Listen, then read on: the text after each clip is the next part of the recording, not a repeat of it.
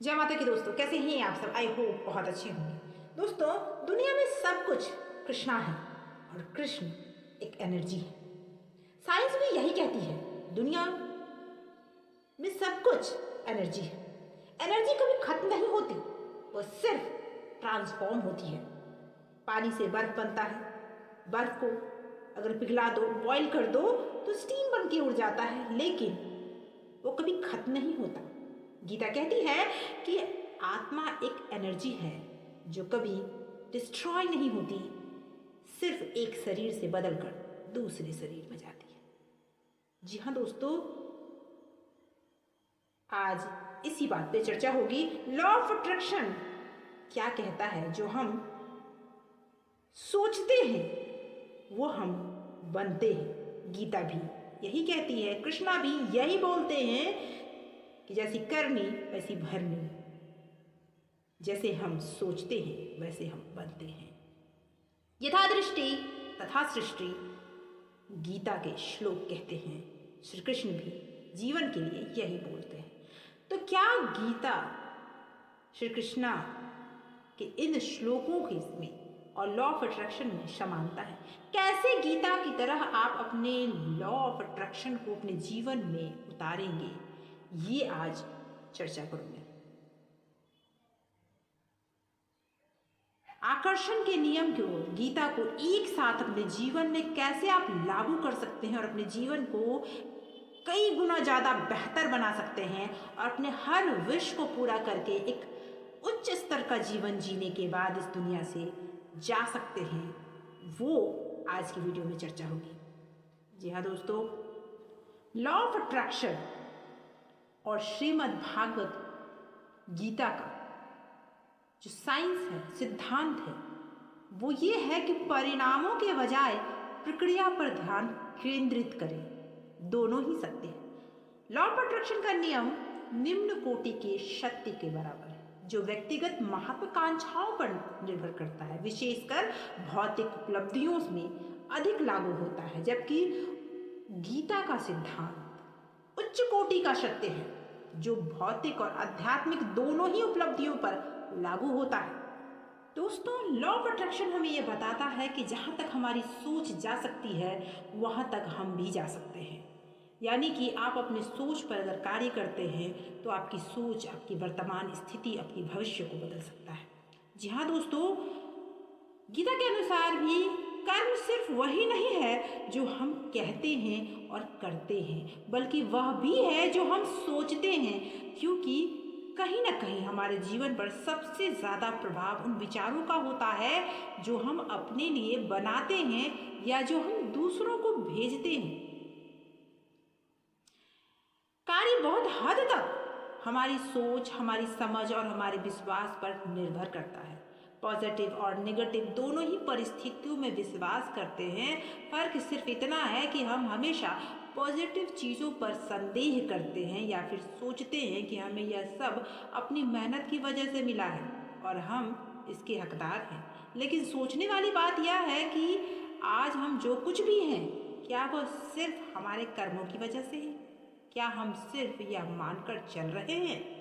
दोस्तों, ये भी सबसे बड़ा सच है कि हर कदम पर हमारा साथ देने के लिए हमारे लाइफ में, हमारे जीवन में बहुत सारे लोग होते हैं, माँ बाप होते हैं, हमारे आसपास के लोग होते हैं जो हमारे जीवन का नींव रखते हैं और जीवन को सोचने और समझने के नई तरीके को सिखाते हैं, हमारे कैरियर को बनाते हैं, हमारे जीवन को बनाते हैं, गलत और सही के फर्क को सिखाते हैं। और यही कारण है कि हर इंसान एक दूसरे से जुड़ा हुआ होता है। एक इंसान का किया हुआ कार्य दूसरे पर प्रभाव डालता है और दूसरे का किया हुआ कार्य तीसरे पे प्रभाव डालता है। इसीलिए आप जिस तरह का नज़रिया रखते हैं, आप दुनिया को उसी तरीके से देखते हैं, क्योंकि आपके किए हुए कार्य समाज में उसी तरह का प्रभाव डालते हैं जिस तरह की आपकी सोच होती है। लॉ ऑफ अट्रैक्शन का सिद्धांत कहता है कि जहाँ तक आप सोचते हैं, जिधर आपकी सोच जाती है, जहाँ आप फोकस करते हैं, वो चीज़ें, वो एरिया बढ़ता है। उसी तरह से श्रीमद् भागवत गीता में भी सीधे तौर पर ये बताया गया है कि मनुष्य अपने विश्वासों से बनता है। जैसा वह विश्वास करता है वैसा ही वह बनता चला जाता है। श्री कृष्ण ने श्रीमद् भागवत गीता में बताया है कि आप अपने मन पे कंट्रोल रखें। अगर मन को आप सही तरीके से पॉजिटिव वे में विकसित करते हैं तो आपको आपके जीवन में आपकी मनचाही चीज़ मिल सकती है। दोस्तों, लॉ ऑफ अट्रैक्शन, जिसमें कोई व्यक्ति कोई सीमा, कोई संभावना नहीं देखता, बल्कि किसी चीज़ को पाने के लिए अथक परिश्रम करता रहता है। कोई असफलता उसे रोक नहीं पाती, कोई आलोचना, व्यावहारिकता या दुख उसे रोक नहीं पाता। इस तरह सभी प्रतिरोधों को मिटाकर पूर्ण आत्मविश्वास और ब्रह्मांड में आस्था रखते हुए वह ब्रह्मांड आपके लिए काम करता है। लॉ ऑफ अट्रैक्शन का नियम आपको विचारों को एक नई जान देता है।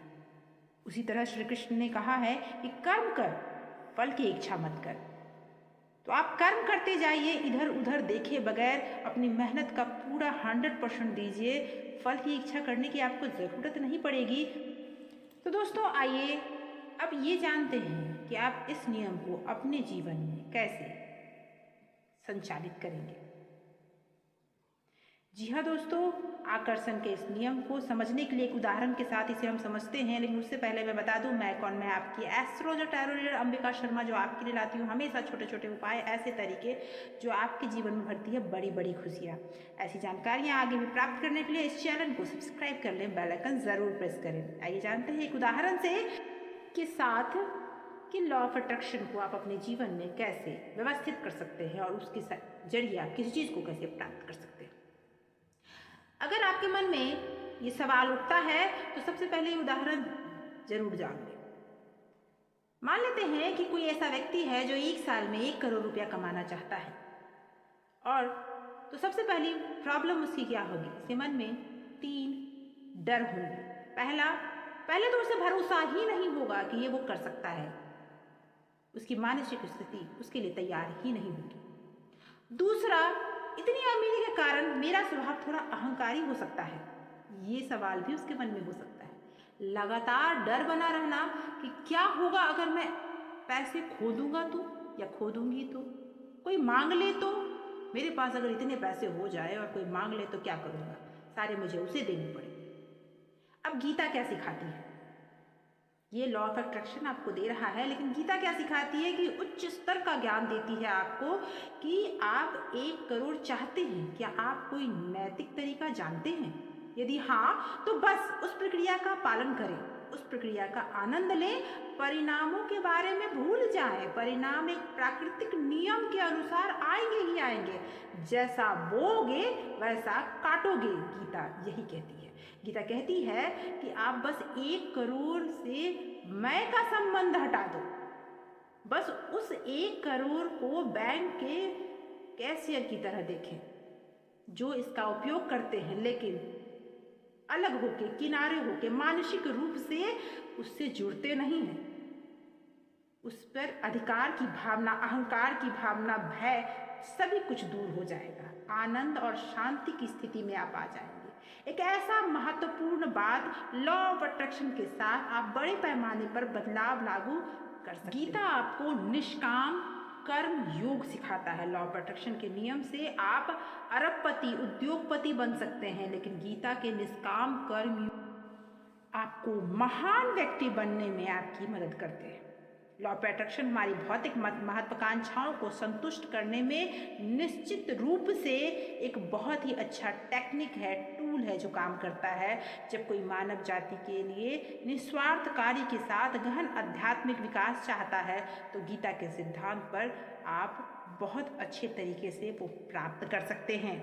गीता में कहा गया है कि जो आप बोओगे वो आप काटोगे, यानी कि अपने मन में जो बीज आप डालेंगे, आपका सबकॉन्शियस माइंड उस बीज को एक दिन फला के बड़ा पेड़ बनाएगा और उसका फल फिर आपको प्राप्त होगा। जब भी कोई समस्या या मुद्दा आपके सामने आए तो बस यह सोचिए कि यह हल करने के लिए यह आपके लिए है, क्योंकि इसे आपके द्वारा हल किया जाना था। तुरंत समस्या आपको हल होती हुई नजर आएगी। आप एक अपने आप को स्ट्रांग व्यक्ति समझ जाएंगे। अगर उसी में आप ये सोचने में बैठ जाते हैं, नेगेटिव सोच अपने मन में ले आते हैं कि ये समस्या मेरी लाइफ में ही क्यों आया, मैं ही क्यों हल करूं, कोई और क्यों नहीं करता, आप उसी समय नेगेटिव हो जाते हैं और ये सोच आपको बर्बाद कर देती है। केवल एक ही बात आपको बहुत कॉन्फिडेंट कर देगी कि ये आपके सामने आया क्योंकि आप इसी के काबिल थे, तो आप उसे हल कर लेंगे। ब्रह्मांड पर भरोसा रखें, उसमें अनगिनत माध्यम हैं, निमित्त हैं जो बड़ी से बड़ी चिंता और मुद्दों को सुलझा सकते हैं और सपनों को हकीकत बना सकते हैं। इसके लिए बस भरोसे से भरी शुद्ध सोच, दृढ़ संकल्प और जुनून से पैदा हुए लगातार कर्म की ज़रूरत है। अगर आप ऐसा करते हैं तो संभावनाओं का मूल्यांकन न करें, जोखिम न लें और न्यूनतम साधनों से साथ आप काम शुरू कर दें। और उसके बाद कृष्णा हैं बैठे जो आपको, ब्रह्मांड तो बस कृष्णा ही है जो आपके लिए हर संभवित स्थिति रच देते हैं। यदि आप सपने देखते हैं, स्पष्ट और ज्वलंत सपने देखते हैं, तो सटीक ढंग से कल्पना करते हैं, स्पष्ट विवरण की कल्पना करते हैं, उसे चित्रित करते हैं, अपने मन में भरते हैं या लिखते हैं और पूर्ण विश्वास रखते हैं कि यह किसी दिन अपने भविष्य में आपके लिए ज़रूर आएगा और केवल कल्पना नहीं तो आपको वह ज़रूर मिलता है। बस वहाँ तक पहुँचने का सबसे अच्छा तरीका ढूंढते हैं। अथक, निडर, अभिमानी और मेहनती बने रहें, स्वाभिमानी बने रहें। दोस्तों, कृष्ण ने हमें हमेशा सिखाया, हमेशा दो विकल्प होते हैं आपके जीवन में, करना या टालना, सामना करना या छिपना, कार्य करना या ना करना, जीवन में डर जाना या संदेह करना, तनाव लाना या अनिश्चितता और जोखिम हमेशा रहेंगे। जीवन इतना आसान और सुखपूर्वक हो जाएगा कि जीना संभव ना हो, ऐसा तो हो ही नहीं सकता। अगर आप जीवन में जो चुनेंगे उस चुनाव के आप परिणाम होंगे। अगर आपने हर चीज़ पर शक किया, हमेशा टाला, तो आपका जीवन संदेह से भरा होगा, अनिश्चितता से भरा होगा, मूर्खतापूर्ण हो जाएगा, जीना असंभव हो जाएगा। हमेशा पहले वाले विकल्प को चुनें, हमेशा चुने टालना नहीं है, हमेशा चुने कार्य करना है। दृढ़ संकल्प के साथ लड़ने की तैयारी बना के रखें, अपने आप पर पूरा भरोसा रखें। दोस्तों, अपने नज़रिए को बदलकर, अपने सोच को बदलकर आप कृष्ण को पा सकते हैं। कृष्ण ही एनर्जी है जो चारों तरफ फैली है। गीता कहती है कि आप वो बन सकते हैं जो आप सोच सकते हैं। जी हाँ दोस्तों, नज़रिया बदलिए, अच्छी सोच रखिए, पॉजिटिव सोच रखिए। जब हम अपने कार्यों के पीछे के उद्देश्य को निस्वार्थ बनकर देखते हैं तो हम एक साथ कई जीवन को समझने का जरिया हो जाते हैं और एक उदाहरण बन जाते हैं। हमारी सोच और हमारे निस्वार्थ कर्म जहाँ हमें अपने कार्यों से पहले और बाद में आत्म संतुष्टि देती है, वहीं लॉ ऑफ अट्रैक्शन आपको कर्म में सफलता की गारंटी देती है।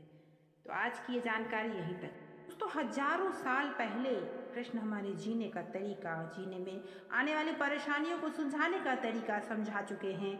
बस उसे समझने का थोड़ा समय निकाल कर समझ जाइए तो जीवन बहुत आसान हो जाएगा। तो दोस्तों, अगर ये जानकारी पसंद आई हो तो लाइक कमेंट शेयर जरूर कीजिएगा। अगली वीडियो में फिर मिलूंगी ऐसे ही कुछ विशेष चर्चाओं के साथ, कुछ विशेष सवालों के साथ और उनके जवाबों के साथ। Thank you so much for watching.